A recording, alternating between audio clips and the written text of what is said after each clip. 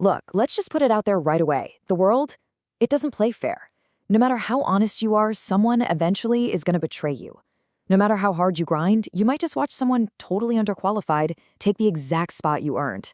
It's brutal, but it's the harsh reality. But you know what? The people who really get this, they don't just survive it, they navigate it. They end up pulling the strings in their own lives. So today's explainer is a deep dive into a fascinating concept known as dark intelligence. We're unpacking 8 psychological strategies to help you build an arsenal of ethical power. And hey, this isn't about turning you into a supervillain. It's about understanding the rules of the game so you literally never get manipulated again. All right, let's dive right into this. When people get betrayed or take a massive hit, most of them just break down. They get furious, they drown in their emotions, and they become entirely reactive. But the strategists, they take that exact same pain and forge it into armor. They become strategically intelligent. While everyone else is shouting, they're quietly gathering data. While others lose their temper, they're calculating their next move. Most of the world is out there playing checkers. Today, you're going to learn how to play chess. So, here is our roadmap for the explainer today. We're going to hit 1. What is dark intelligence? 2. Controlling your narrative. 3. The art of silent influence. 4. The untouchable mindset. And finally, 5. Wielding power ethically. Let's get to it. Okay, part 1.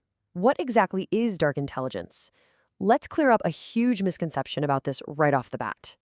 The absolute most crucial thing to grasp here is that dark intelligence is a defensive toolkit. It's this razor-sharp strategic awareness that's usually born out of going through some serious adversity. And let me be crystal clear on this point. This knowledge is for protection, not destruction. You use this to defend yourself and to operate with maximum ethical effectiveness. It is never, ever for hurting innocent people. The whole point of us being here today is to empower you by decoding the underlying mechanics of human psychology. Which naturally brings us to our first major pillar, Section 2, controlling your personal narrative. In other words, how are you actually presenting yourself to the world? To truly control how people perceive you, we're going to group together 3 of the 8 core traits: calculated opacity, adaptive persona, and controlled exposure. When you put these together, they govern this incredible, delicate balance between being mysterious and being highly adaptable.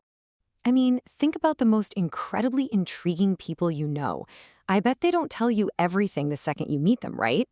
That brings us to calculated opacity, which is perfectly summed up by this quote. Really smart people don't just hand over their deepest motivations, fears, and master plans to whoever asks. They leave these intentional little gaps in their story. And here's the magic. When people only know half of your story, their own imagination fills in the rest. And that imagination, that controls them. You're creating this massive, powerful curiosity gap. Now, what's really fascinating is how simple this actually looks in real life. Imagine someone at work asks about your weekend plans. Total transparency is saying, oh, just staying home, maybe watching some movies. I mean, it's honest, sure, but it's completely forgettable. But what if you use the curiosity gap? You just casually say, oh, I have something important to take care of, and then you just smoothly change the subject. You see the difference there? The first one makes you totally predictable. The second one, that makes you interesting. Your personal information is literally your currency. Don't spend it all in one place. And building on that sense of mystery, you also need an adaptive persona combined with controlled exposure. It's like the old martial arts saying, be like water. Water perfectly takes the shape of whatever cup or bottle you pour it into, but it never stops being water. You have to adapt your communication style to whoever's in front of you. Give hard facts to the analytical types and focus on feelings with the emotional ones. But, and this is absolutely key, never compromise your core values. As for controlled exposure, you've got to be incredibly picky about your digital footprint. In a world where everyone overshares everything, the person who shares strategically holds all the cards. All right, so now that we've got a handle on how we're perceived, let's pivot to our second pillar, Section 3, the art of silent influence. Look, amateur power is loud. People think it's all about making demands, banging your fist on the table, and raising your voice. That is totally amateur hour. Real power, it whispers. We can break this down into 2 game-changing traits: silent leverage, which is all about weaponizing patience and presence, and the psychological echo, which uses deep active listening to mirror back what people actually need. Let's talk about silent leverage for a second. It's basically the art of getting what you want without uttering a single syllable. Picture this. You're in a negotiation, and someone asks you a tough question. Don't just instantly blurt out an answer. Look right at them. Let the silence just stretch out. Notice how heavy, how incredibly uncomfortable that tiny pause feels? When you do that, you control the rhythm of the entire room. You earn true power by being the person who consistently adds value, plants the seeds, and then patiently lets that silence do the heavy lifting for you. And then we have the psychological echo. Whether they realize it or not, every single person you meet is carrying around these invisible burdens, secretly asking 3 silent questions. Do you see me? Do you understand me? Do you value me? So if a friend is complaining that they hate their job, don't just jump in and offer to fix their resume. Actually listen. Echo back the underlying fear they're feeling. Say something like, wow, it sounds like you really aren't feeling valued for everything you contribute. By reflecting back their deepest desires, you build profound, almost instant trust. It's like magic. Okay, let's see how all this builds into our final major pillar. Section 4, the untouchable mindset. So we've controlled our outward narrative, we've mastered how we influence others.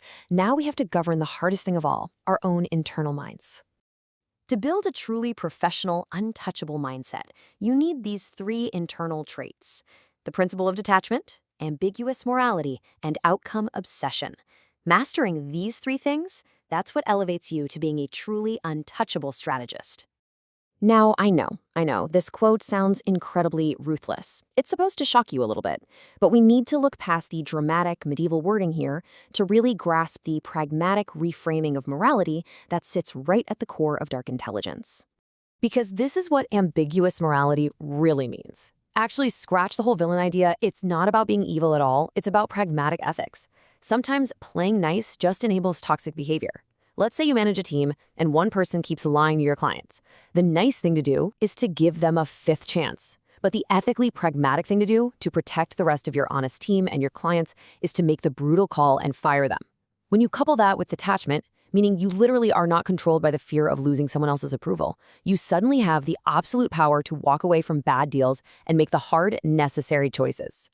Which brings us right to outcome obsession. Here is the deal. Amateurs get into arguments because they want to look good and be right. Professionals, they don't waste a single second trying to prove a point if it ruins the final result. If your goal is to change somebody's behavior, aggressively proving them wrong in a debate is probably just going to make them defensive and stubborn. An outcome-obsessed person completely drops their ego, abandons the need to look like the smartest person in the room, and just asks, okay, what actions will actually get me the result I want right now? And that leads perfectly to one of my absolute favorite concepts from our sources: strategic laziness. Outcome-obsessed folks realize pretty quickly that being busy is definitely not the same thing as being productive. They laser focus their energy on the 20% of activities that actually generate 80% of the results. They aren't trying to win a trophy for being the most exhausted worker, they're playing to be the most effective worker. Wow, okay, we've covered a tremendous amount of psychological ground today. Section 5, wielding power ethically. Having this level of X-ray vision into human behavior comes with a massive amount of responsibility. Let's head into our conclusion. Because let's be real, knowledge without application is basically useless. So here is a literal 7-day challenge pulled directly from the source material. Just pick one single trait. Maybe you want to try out calculated opacity, or maybe the psychological echo. Practice it daily in your regular conversations. Just sit back and observe how people start responding differently to you. But above all else, step 4, maintain your ethical boundaries. You're learning this stuff to protect yourself and to create win-win scenarios, definitely not to manipulate innocent people. You know, they say the most dangerous person in the room is the one with nothing to lose. But the most valuable person, that's the one who truly understands human psychology and uses it to elevate everyone's life. So I'm going to leave you with this final provocative thought. When the world inevitably plays unfair, what kind of person are you going to choose to be? Emotionally reactive or strategically intelligent? The choice and all the power that comes with it is entirely yours. Keep learning, stay focused, and go use your intelligence wisely.